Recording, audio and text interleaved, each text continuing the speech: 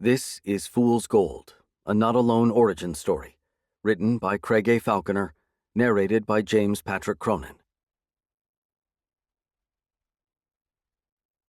Walker. When Ben Gold was a child, he spent more nights watching the stars than he did watching TV. As a diligent student, he did everything in his power to give himself the best chance of one day venturing into space as he had always dreamed, but in the end there was no amount of studying that could overcome certain physical limitations. None of these were severe enough to affect Ben's everyday life, or even for him to have known about them prior to his first thorough medical exam, but his suboptimal lung capacity and supposedly brittle bones combined to greatly affect the direction of his life. Ben's lifelong focus on space was more of an obsession than an interest, so after a few weeks of wallowing in self-pity, he dusted himself down and refocused on the career paths he could still follow. The aspect of space-related study that most interested Ben was unquestionably humanity's search for extraterrestrial life. As a student of astrophysics, he had published a paper which won many admirers at NASA regarding the kinds of signals humanity should send into space, as well as listen for, to maximize the chances of making contact. Even talking about alien contact made Ben the butt of many jokes among his more grounded and skeptical peers, but this was nothing he wasn't used to, and certainly nothing that would ever put him off. Ben spent his 20s consolidating a sought-after academic position as his own and quickly established himself as a national authority on an issue that became more mainstream with each passing year. The framing of that issue changed along the way, with far more funding coming when the targets of astronomical searches and analyses were sold as potentially habitable exoplanets rather than the kinds of beings that Ben quietly hoped to discover. Exoplanets interested him greatly, of course, but what really got Ben Gold's juices flowing was the thought of what might be living on them. Most exoplanet research was light-based, looking for the kind of luminal variance that could be a sign of planetary bodies roughly the size of Earth at roughly the right distance from their own stars. Ben followed developments in this field with a keen eye, but far more of his own time was spent hunting for signals.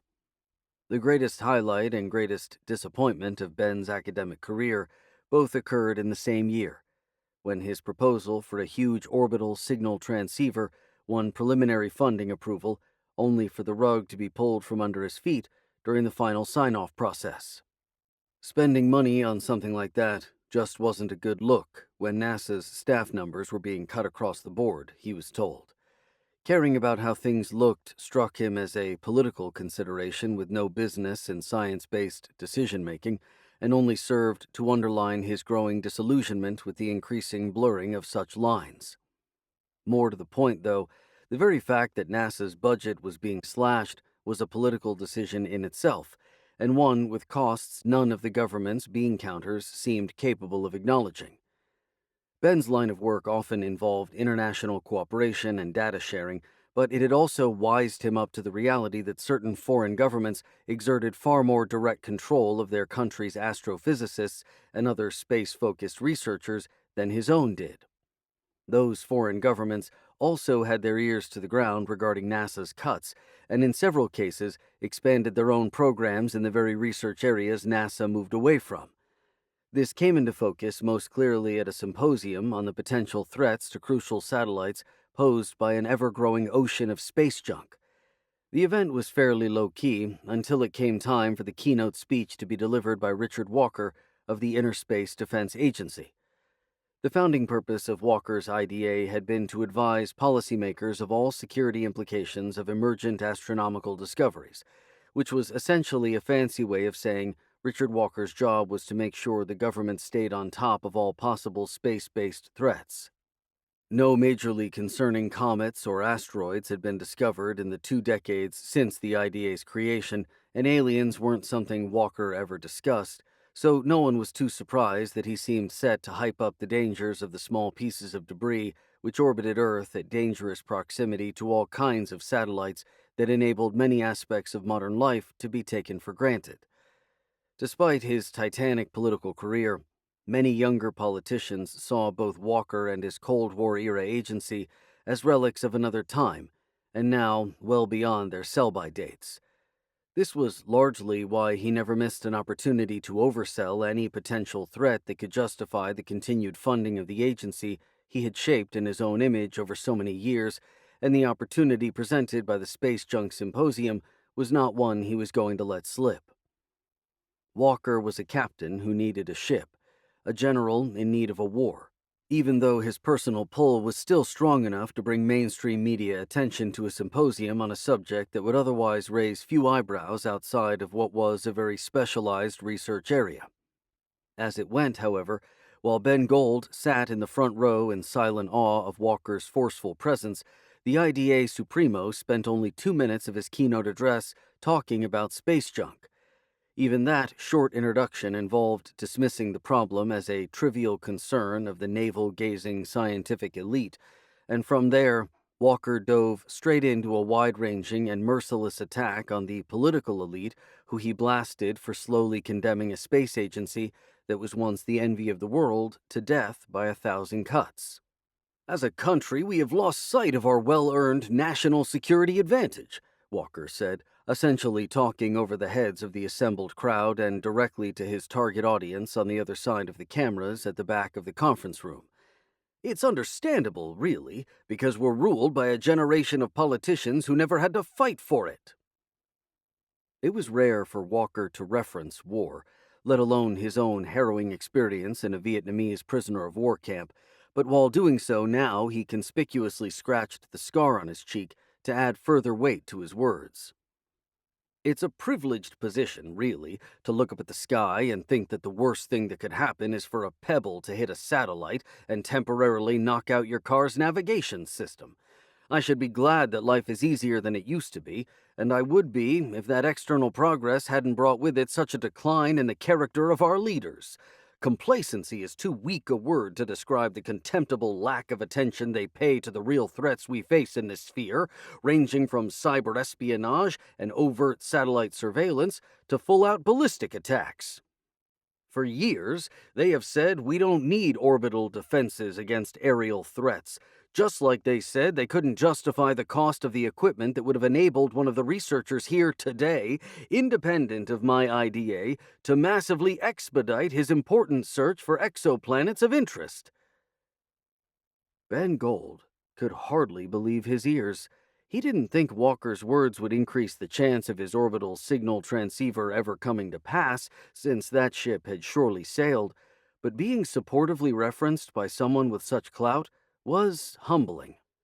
Much of what Walker was getting at echoed Ben's own concerns about bad political decision-making and its negative effect on the search for important truths, even if the IDA leader was focusing more on the security-related aspects of that rather than the scientific costs. And the real crux of the matter is this, Walker boomed, pounding the podium with his fist and staring ever more intently at the TV cameras. Day by day, cut by cut, our elected leaders are ceding the high ground of space to our enemies. When we divest from one area of space research, China invests more. When we divest from another, Russia steps in. This has been going on for years, but all our leaders care about is the 4-year cycle of their poxy little popularity contests masquerading as elections. Space-based defense systems don't win votes and don't have any corrupt lobbyists pushing for them, so space-based defense systems don't come to pass. The same is true of the search for exoplanets. China and Russia won't step in to spend money on that one either, since there's no strategic national gain, but it's another area of study that we should be leading. Everyone sat in rapt attention, even as Walker continued to talk over their heads in favor of the TV cameras. I applaud the individuals here today who engage in the important work of guarding our satellites from space junk, he went on, and I certainly don't mean to disparage their field. But Beijing and Moscow have their eyes on our moon. They have their eyes on Mars. That's why I had to take this opportunity today, while I have your ears, to tell you that my Interspace Defense Agency is changing its operational structure to create space for many more part-time consultants. If you share my concerns, you can continue your academic work untroubled, but also work alongside me in Colorado Springs to pressure the Washington fat cats into taking your concerns seriously. I'll be around all evening, easy to find. The brain power in this room is unmatched anywhere in the world, and it's high time our great nation took advantage of that." As Walker vacated the podium, the event's organizers and host looked at each other in stunned shock, as though waiting for someone else to suggest what to do next. Sporadic applause broke out among the crowd in the meantime, much of it enthusiastic rather than merely polite.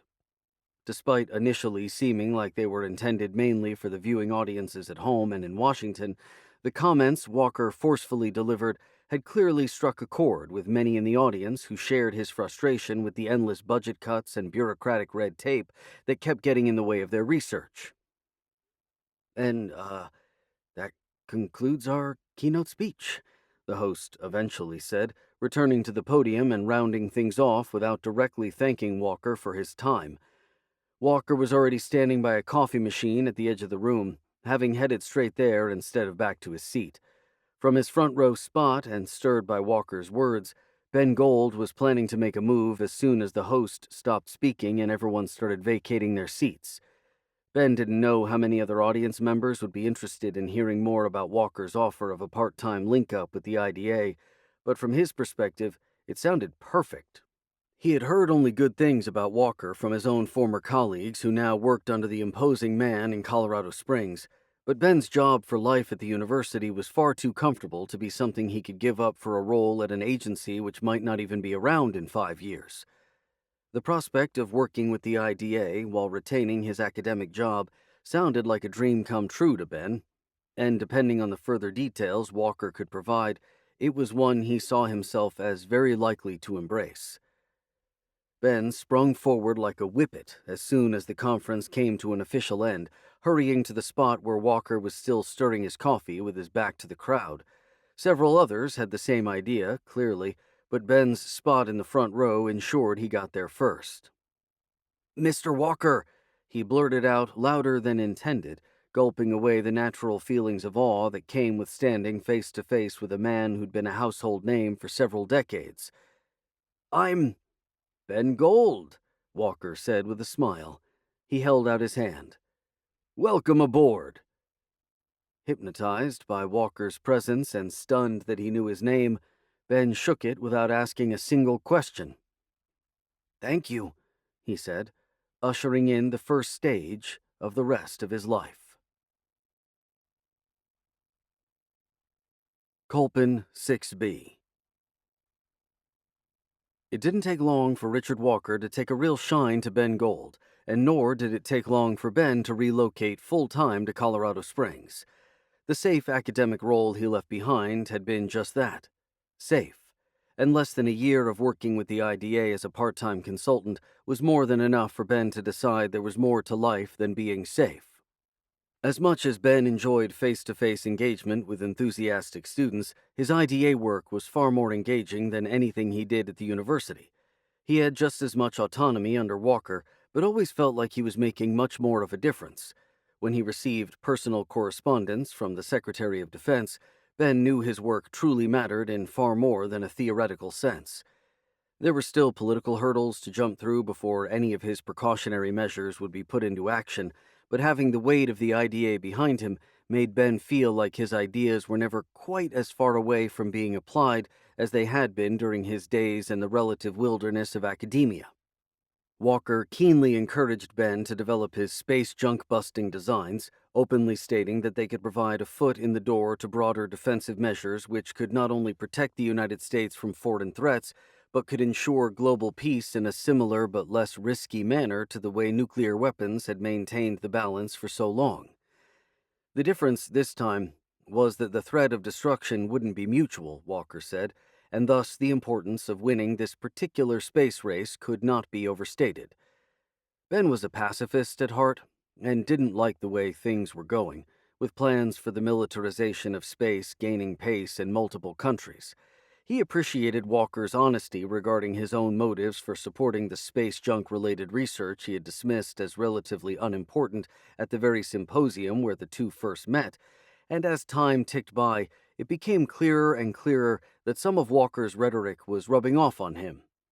While Walker couldn't immediately assist in Ben's desire to develop a large orbital instrument for broadcasting and seeking pattern-based signals, he paid attention when Ben spoke about it and sounded like he wasn't just humoring the younger man.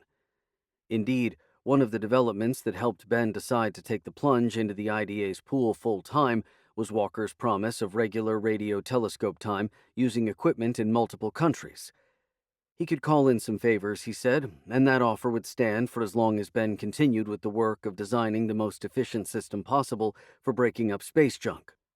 Ben's pacifism and knowledge of Walker's ultimate intention for such a system gave him pause, but the political titan eventually won him over with his insistence that technology would be safer in responsible American hands than any others, and that the mere presence of a system with the potential to be armed to deal with larger problems than space junk would likely be enough to dissuade their enemies from presenting those kinds of large problems. It was this argument that ultimately eased Ben's mind.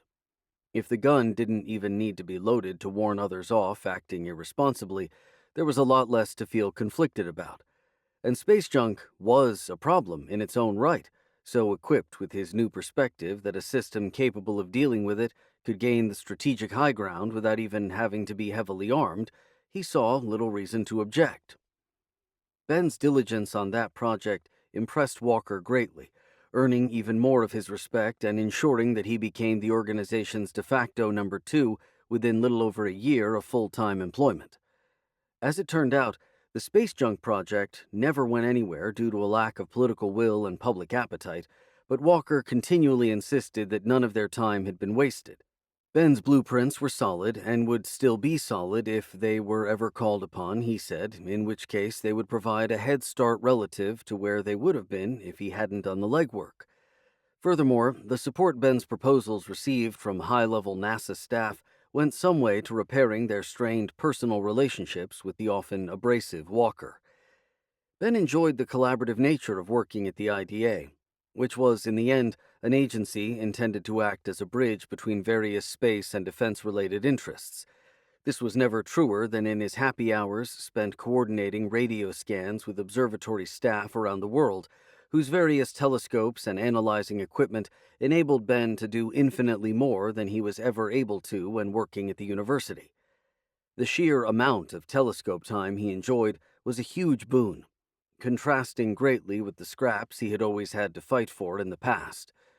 More so than anything, though, it was the breadth of talent Walker was able to bring together, by calling in whatever kind of favors he did, that enabled Ben's team to make their big breakthrough. And it was Ben's team, for all intents and purposes, with renowned astronomers of several nationalities reporting to him and following the schedules he ultimately set after their collective discussions. When Ben stopped to ponder his new position, it seemed hard to believe, and would have struck him as too good to be true if someone had suggested it a few years earlier. But the work was demanding and engaging enough to ensure there were rarely any empty moments to consider it all in such abstract terms. Quite fittingly, Ben was in Richard Walker's office when news of the team's astronomical discovery came through. It arrived from an observatory in the South Pacific and related to the apparent discovery of an exoplanet which, if the early data was correct, seemed like the most promising candidate planet for non-human life to exist. With Ben's support, Walker quickly stepped in to make sure everyone involved kept quiet about the find until more information was known.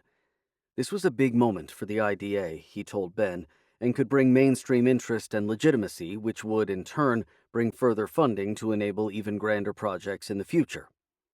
The discovery was to be no secret, of course, but a few more days of focused observation was all it would take to gain some deeper understanding of the newly discovered planet, christened Kolpin 6b, in line with the conventions of the remote observatory where it was first identified. "We'll get some artists' impressions thrown together," Walker said. "That and some reasonable estimates of its size and distance from Earth are the kinds of things that will bring casual engagement." Ben trusted Walker's judgment and was glad of his involvement.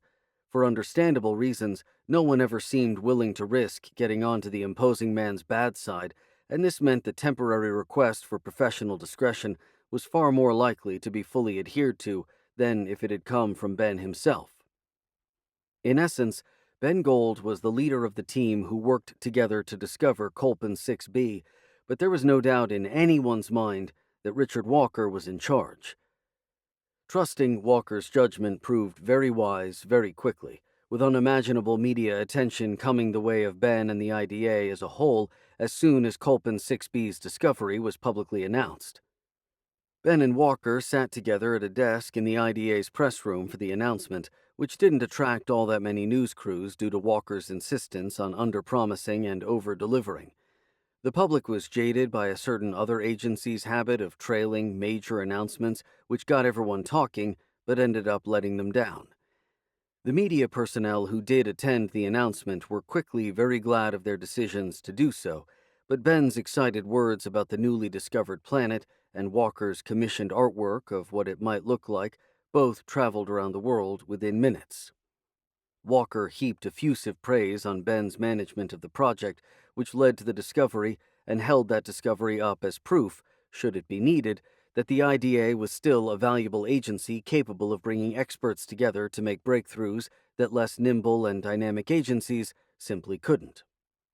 From then, however, Walker stepped aside and left the spotlight to Ben. While the spotlight was never something Ben had sought, he did take great pride in his part in Colpin 6b's discovery and quickly came to enjoy the countless media engagements that came his way in the few weeks that followed. The only engagement that brought any stress Ben's way was his live appearance on the TV show Focus 2020, the nation's foremost current affairs show, which aired every Sunday evening to a viewership in the tens of millions. Luminaries from all fields had graced Marion DeClerc's studio for around 2 decades, and Ben Gold felt more than a little overawed by the prospect of following in the footsteps of presidents, world-famous actors, and even some of the well-known astronauts he had idolized throughout his youth and still respected so much. Walker himself had appeared on Focus 2020 more than once, including on one particularly stormy occasion when he first announced his presidential candidacy what felt like a lifetime ago for all involved.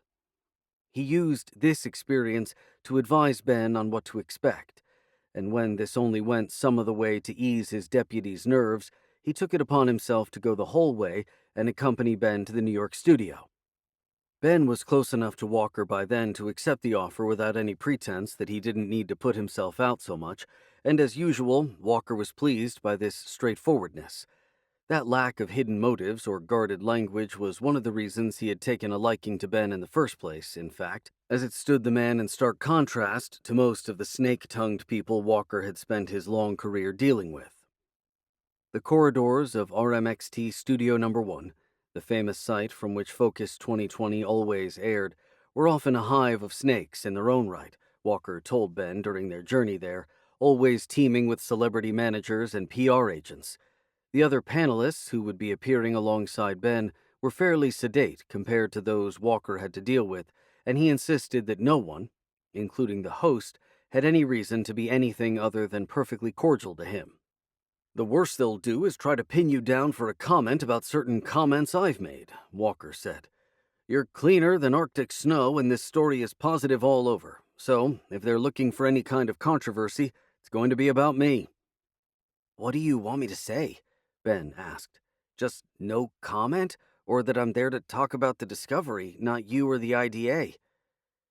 Walker shrugged. "Speak your truth, Benjamin," he said. As if he still needed it after so long in Walker's employment, Ben received further confirmation of just how much clout the political titan still carried when they wandered through the studio's corridors to reach his dressing room. Several stars from the highest echelons of public life stood like deer in headlights as Walker strolled powerfully past them without so much as a second glance. When the show's peerless host, Marion DeClerc, came into view near her own dressing room, Walker met her with a simple greeting that said more than the simple words might have suggested. "Hello, Marion. I trust you'll be fair to Mr. Gold." Walker guided Ben away and into his dressing room without another word, and it was there that they waited for the show to begin.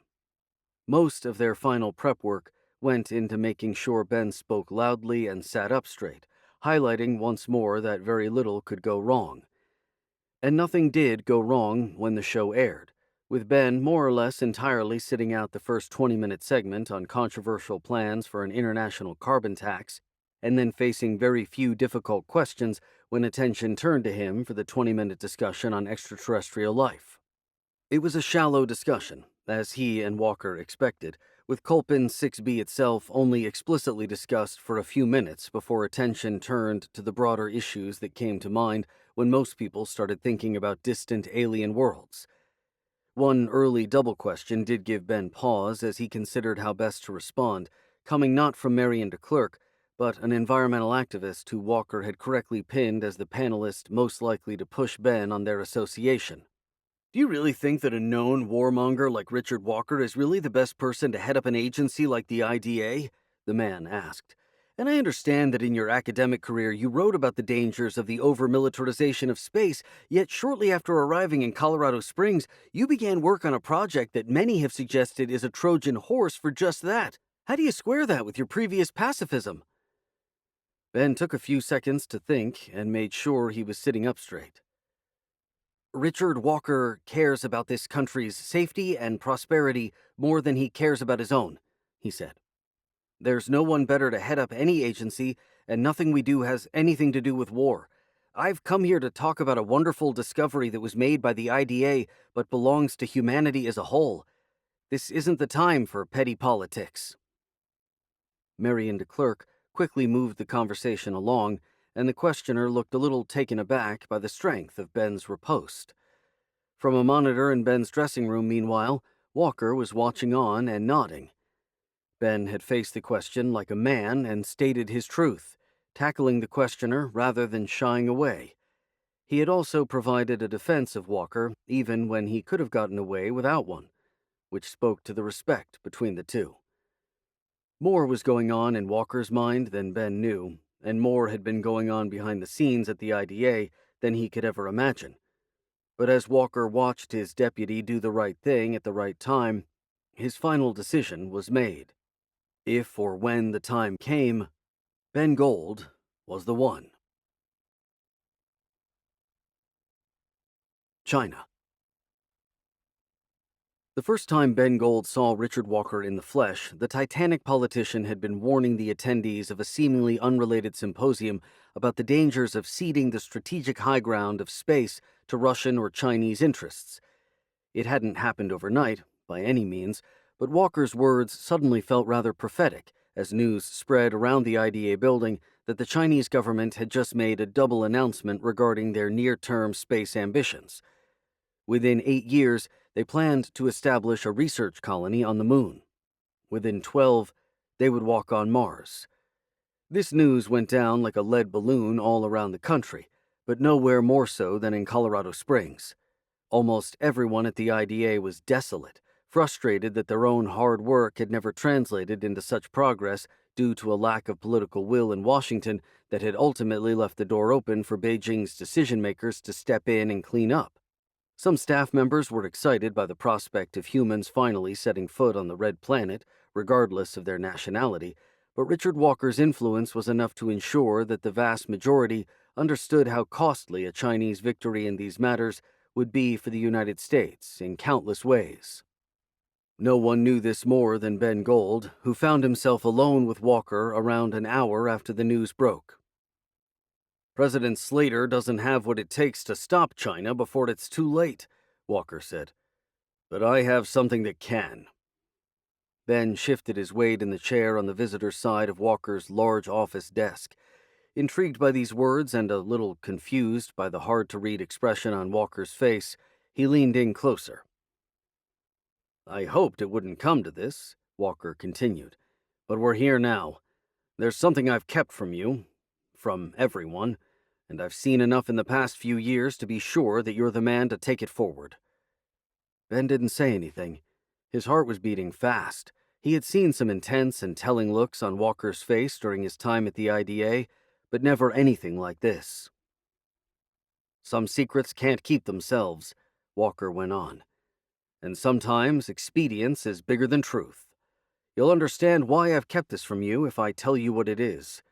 It hasn't been easy, and it won't be easy going forward. But like I said, Some secrets simply cannot keep themselves. What exactly are we talking about here? Ben asked, quite naturally lost as to whatever Walker was getting at. This time it was Walker who paused. He sat pensively for several seconds, as though considering one final time whether he really wanted to burden Ben with this. What is it? Ben pushed. You have to tell me you're in before I tell you what it is, Walker replied, exhaling slowly as soon as he said it. And in means in for life, Benjamin. I can't untell you this, and you can't unhear it. Ben's heart rate shot up to all new heights. I need a good man, and you're my best, Walker said. You excel in your work, and you care about your country, and there aren't many people in this building who meet both of those criteria. Please, Benjamin, embrace your calling. Standing at a blind crossroads, Ben Gold's decision was ultimately driven by the concern in his boss's eyes. Few things had ever troubled Richard Walker, but the prospect of Chinese space domination was clearly one of them. Whatever was on Walker's mind, Ben couldn't bring himself to do anything other than help ease the load in any way he could. If Ben had known what Walker was going to say next, and particularly if he had known what was going to happen when Friday rolled around in just a few days, he would have sealed his ears shut and run a mile. Instead, he nodded in decision. Okay, I'm in, the curious man said. So what's this about? What's the secret? Walker gulped away his own final doubts and began. Well, Benjamin, I suppose you could say it's a secret about aliens. Thank you for listening to Fool's Gold, a Not Alone Origins story, written by Craig A. Falconer, narrated by James Patrick Cronin, a member of SAG-AFTRA. Produced by Blue Nose Audio. Production coordination by Candace Lawrence. Post-production by Michael Straza. Copyright 2021 by Craig A. Falconer. All rights reserved.